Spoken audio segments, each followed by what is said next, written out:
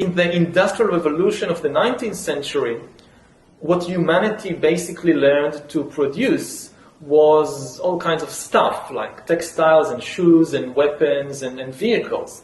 And this was enough for very few countries that underwent the revolution fast enough to subjugate everybody else. What we're talking about now is like a second industrial revolution, but the product this time will not be textiles or machines or vehicles or even weapons. The product this time will be humans themselves. We are basically learning to produce bodies and minds. Bodies and minds are going to be, I think, the two main products of the next wave of all these changes. And if there is a gap between those that know to produce bodies and minds and those that do not, then this is far greater than anything we saw before in history. And this time, if you're not part of the revolution fast enough, then you probably become extinct.